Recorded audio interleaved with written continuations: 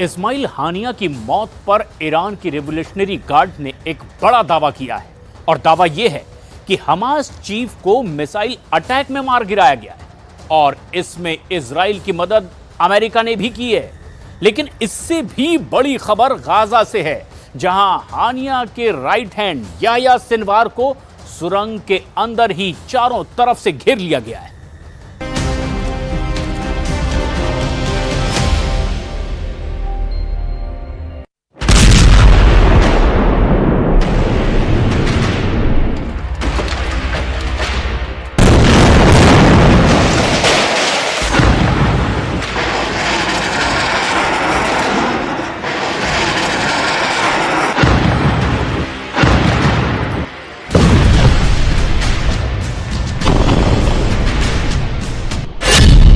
इस्माइल हानिया मारा गया।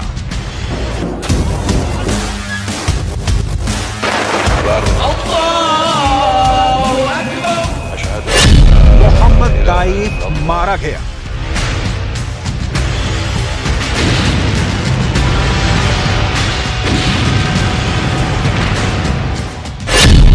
टारगेट पर याह्या सिनवार।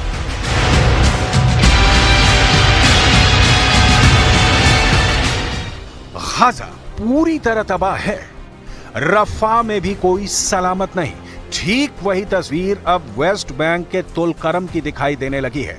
हर ओर तबाही, हर तरफ बर्बादी, हर तरफ गोलियों की गूंज, हर तरफ खंडहर। रॉकेट धमाके से जमींदोज हुए मकान, मिसाइल की मार से तबाह हुई बस्तियां, टैंकों के गोले से धुआं धुआं हुई गलियां। इजरायल ने तुलकरम को बारूद से पाट दिया है।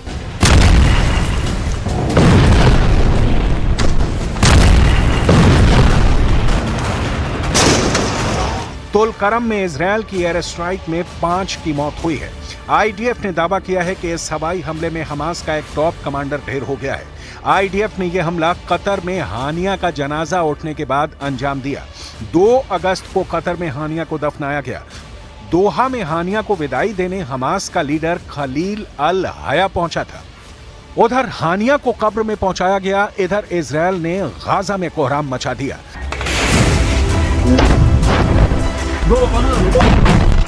3 अगस्त की सुबह से भीषण बमबारी कर इजरायल ने गाजा पट्टी के उत्तर में एरेज क्रॉसिंग पर भारी तबाही मचाई है। The IDF will not tolerate terrorist attack on Israeli civilians. We have been responding to these attacks with precise strikes on Hezbollah commanders, terror operatives, and military infrastructures in Lebanon. Hezbollah's ongoing aggression and brutal attacks are dragging the people of Lebanon and the entire Middle East into a wider escalation. Israel air force जहां आसमान से बारूद बरसाकर Hamas लड़ाकों का सफाया कर रही है, वहीं जमीन पर आईडीएफ कमांडो याह्या सिनवार के सर्च ऑपरेशन में जुटे हैं। आईडीएफ की तरफ से दावा किया जा रहा है कि याह्या सिनवार किसी भी वक्त मारा जा सकता है। गाजा की सुरंगों में चल रहा सर्च ऑपरेशन याह्या सिनवार के खात्मे के बाद ही रुकेगा।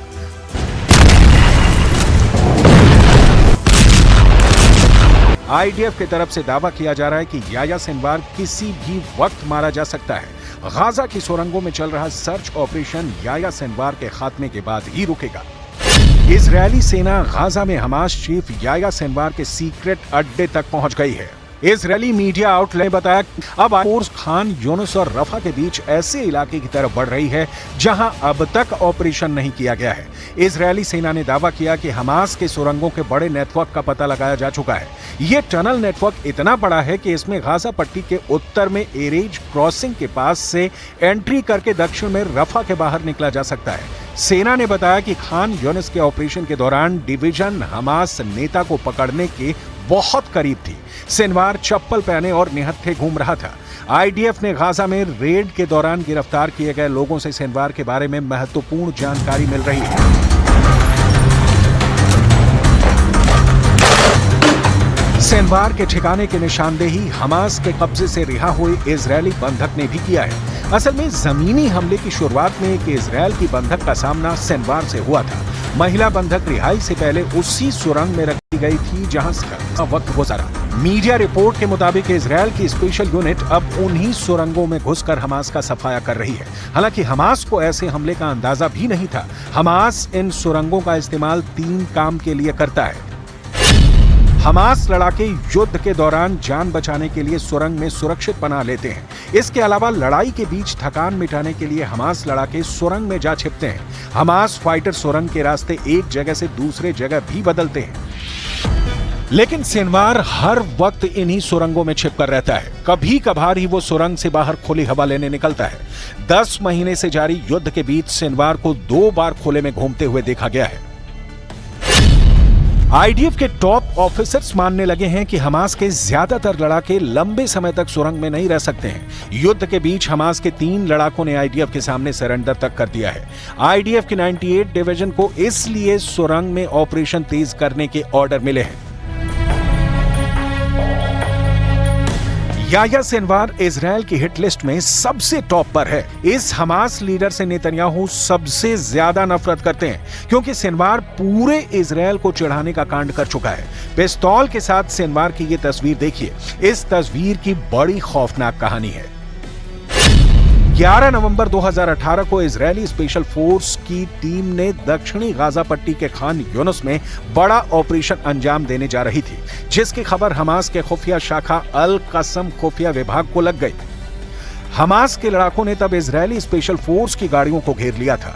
अल कसम का फील्ड कमांडर नूर अल दीन बराका इस ऑपरेशन को लीड कर रहा था। इजरायल फोर्सेज ने इस ऑपरेशन में कमांडर बराका और मोहम्मद माजिद अल करा को ढेर कर दिया था। लेकिन जैसे ही ऑपरेशन का भंडाफोड़ हुआ, इजरायली फोर्स मोर्चे से वापस लौटने लगी।